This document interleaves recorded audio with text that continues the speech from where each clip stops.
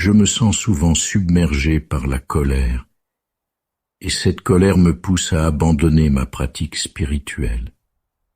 C'est comme si, sous l'effet de l'importance que je donne à ce que je ressens et du pessimisme qui en découle, je me dis « De toute façon, ça ne fonctionne pas, alors, à quoi bon ?»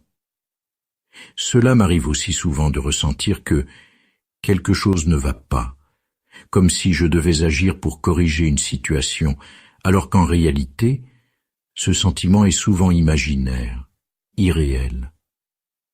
Pourtant, je me sens poussé à faire quelque chose à ce sujet, même si cela n'est probablement pas nécessaire. En ce moment même, par exemple, je sens mon cœur battre très fort. Je suppose qu'il n'y a pas de véritable raison à cela, mais peut-être que c'est dû au fait que je parle en public. Dans ce cas, c'est compréhensible.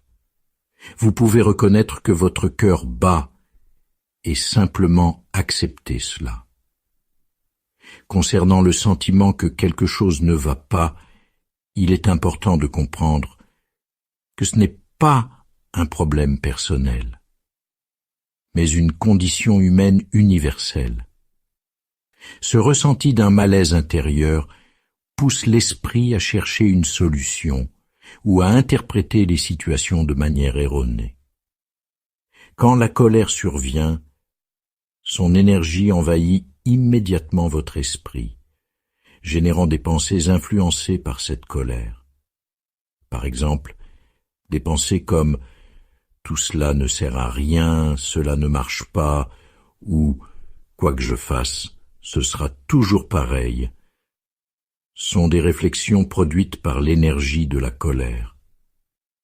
Ces pensées ne sont pas la vérité, mais des projections de cet état émotionnel.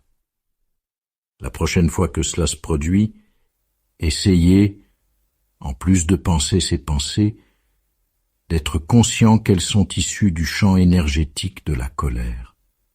Voyez si vous pouvez avoir une prise de conscience à ce moment-là, bien que cela puisse être difficile, car la colère survient très soudainement.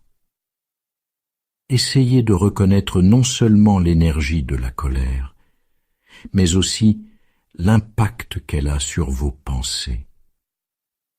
Vous pourriez alors commencer à dissocier vos pensées de vous-même en observant qu'elles sont une manifestation de la colère, pas votre vérité.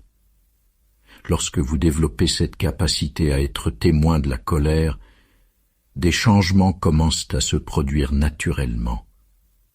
Vous n'avez pas besoin de forcer un changement en vous.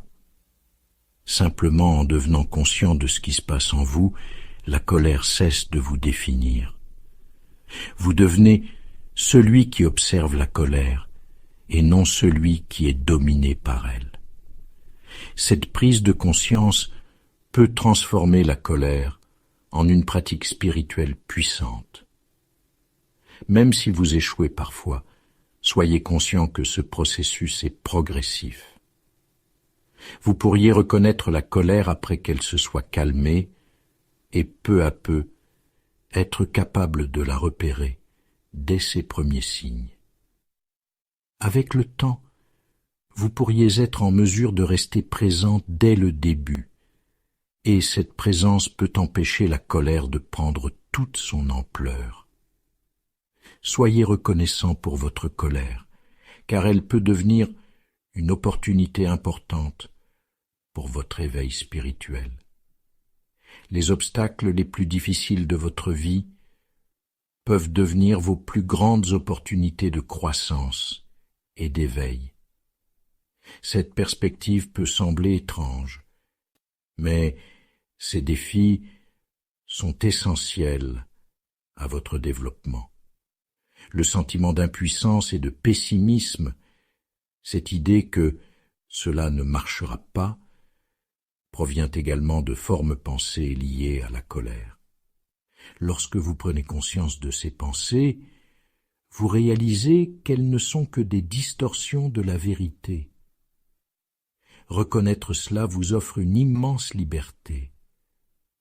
Vous n'avez pas besoin de croire chaque pensée qui vous traverse l'esprit. Avec cette pratique, vous verrez comment votre relation à la colère évolue.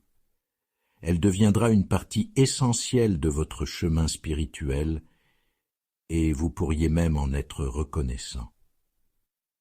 Merci pour ce moment. C'est merveilleux de voir l'évolution de la conscience à travers les différentes formes humaines et comment les aspects les plus difficiles de nos vies peuvent devenir des tremplins pour un éveil plus profond.